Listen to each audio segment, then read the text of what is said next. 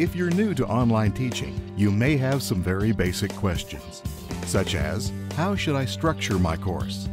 How do I make sure students know what they are supposed to be doing? How do I make it engaging? Good questions, so let's ask them. How should I structure my course?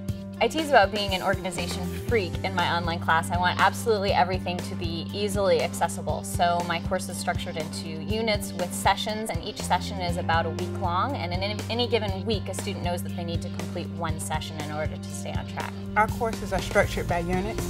Each unit is aligned with the Georgia Performance Standards, where each unit is set up where they have an introductory paragraph, essential questions, key terms, as well as module minutes to provide students with the introduction to each course.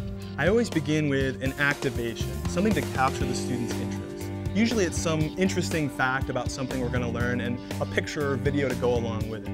After that is sort of a lesson content, right? It's the simulations, it's a textbook reading perhaps, it's a website that's directly related to the content. And at the end of every lesson is some form of assessment to sort of cycle back so the students know what they're responsible for learning at the end of the lesson. We also have Check Your Knowledge quizzes, which gives us another just check-in for where the students are. The next is the completion assignments or activities.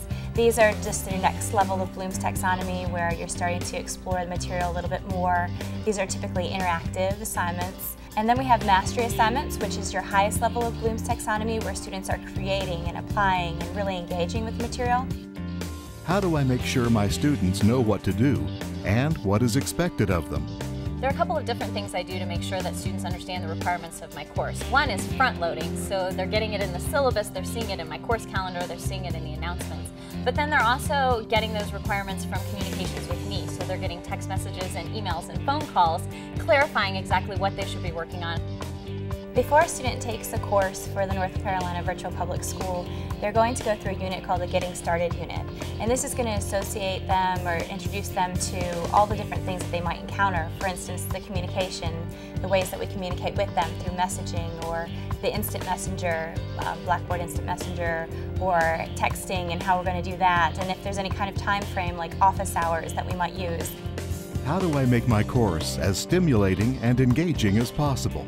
There's such a wealth of resources that are out there that are free for people to pull from. Whether it's the Khan Academy videos or Brightstorm, these teachers who are really engaging, talking to kids, explaining a concept, I can get the latest and greatest free resources that are out there on the web, these rich media resources, and put them right into my online class for my students to experience. I employ rich media in my online classes by embedding YouTube videos in my news announcements. I embed virtual simulations and Java applets for my students to use to reinforce the content.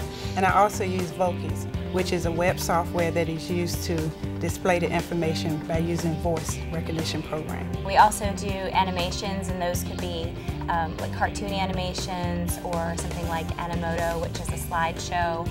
We also do Blogster, and when I say we also do, the students and I are doing. So we're presenting the material in this way, and then we're also asking the students to create material in this way.